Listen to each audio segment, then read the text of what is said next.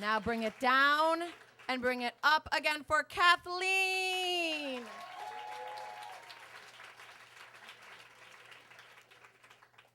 What an intro. Okay. Most of you, a good number of you, have probably been baptized. Very few of you have probably been baptized on the subway. It started because JetBlue did one of those deals where for a month, if you paid them $700, they would let you fly anywhere for the month. Crazy, right? So, and anywhere you wanted, and I wanted. And because I just left what had originally been my dream photography job, but had morphed into a corporate nightmare, where I still, in my 20s, was making six figures, but I had to choose between money and honor. And I was raised as an honorable Klingon. So I made the right decision. But now I needed to rebuild myself. So I was flying all over, photographing everybody I could get my hands on, and adding, building a new portfolio. But the thing was, I'm not the best traveler. Like, even for 48 hours. At the end of 30 days, my legs are swelled with edema from all the red eyes. And my digestive system is just a disaster. And I have, luggage injuries everywhere, so it looks like my husband beats me. But this was the end of the first week.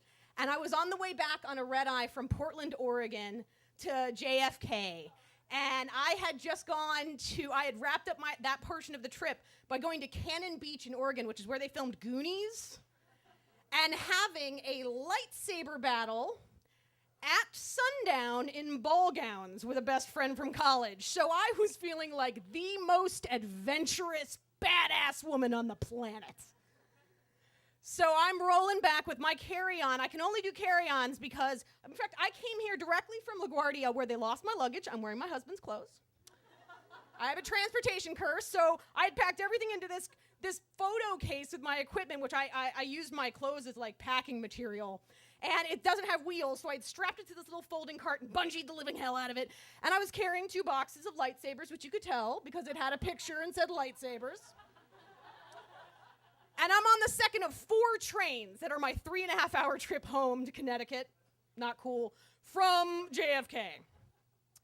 And I get on to this train that's going to be it's going to be 25 minutes till we get where we're going on the subway, which is rare. Usually you got a couple of minutes and you're good, but we were a captive audience. Now, everyone else in the train were young black men in business suits headed to their jobs, and young Hispanic women in uniforms headed to their jobs, and one Asian family going, I guess, away from the airport with a kid in a stroller. And me with my lightsabers. And one other gentleman. Now, everyone else was silent and polite and orderly in their morning commute. But this gentleman was a subway preacher. Yeah. That's the kind of shit that went down. So he starts in as soon as the train takes off, and he is booming. It is fire. It is brimstone. It is a Southern Black Baptist church up in this bitch. He's standing across the vestibule. I'm over here with my sabers and my pole. And he starts listing sins. But he's got this melodious voice. And normally, I don't want to hear a bunch of nonsense bullshit screamed at people before they've had their coffee. I just get irritated. But he was so rich and beautiful. He was like if Morgan Freeman and James Earl Jones stepped in the machine from The Fly. It was amazing. And so I'm tolerating it a lot longer than I normally would. But he starts up, "God damn you sinners with your drugs and drinking your drink. And damn you sinners with your swears and your curses." And he points at the baby, which is weird. And I've had no sleep. I'm on a 40-hour day at this point, so I have no boundaries. And I say, "So we're yelling at babies now?" And he turns with big saucer eyes and then continues his sermon, but clearly he's now got a target.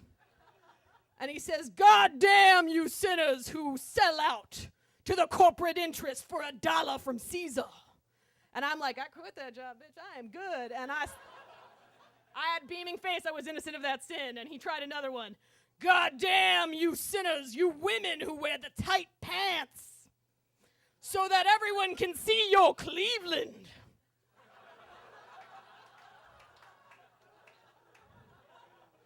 Look, I was wearing jeans 2 sizes too big, held up with a husband's belt at the natural waist. No one can see Ohio from my house.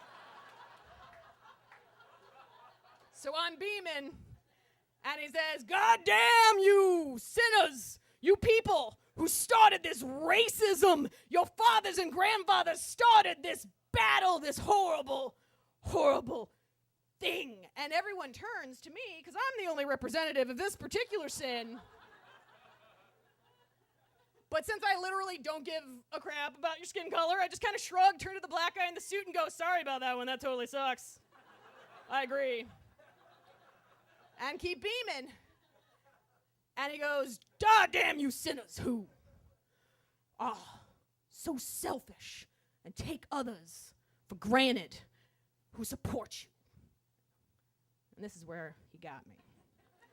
Because my husband's at home, cleaning the house all month, teaching 3rd grade, scooping the cat box. And I'm traveling all over like he wanted to his whole life, having an adventure with my lightsabers and my friends. And he saw that he got me, and he started softer. And he started talking about forgiveness, and he started confessing his own sins.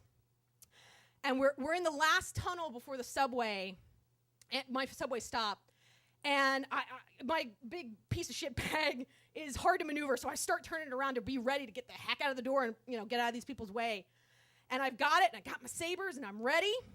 And he's really softened his tone. He's dropped his goddams. And he's warming everybody down, up and finishing them off. We go through the tunnel, and the subway driver at this point makes a little error and slams on the brake a little before they need to. And I jerk forward, and then I overcorrect and head all the way back. Lightsabers, cart, watching the ceiling pass by. When all the hands from everybody, they drop their iPods, they drop their cell phones, and they put out their hands as one giant hand and catch me and raise me up just as we hit the station. And people are cheering. And Morgan Lee Jones is so happy. And I roll out of the doors, and I turn to see his face, and everyone in the windows is looking and smiling. And he says, "I'm gonna write about this in my memoirs." And I said, "Not if I beat you to it." And the doors closed. Thank you very much.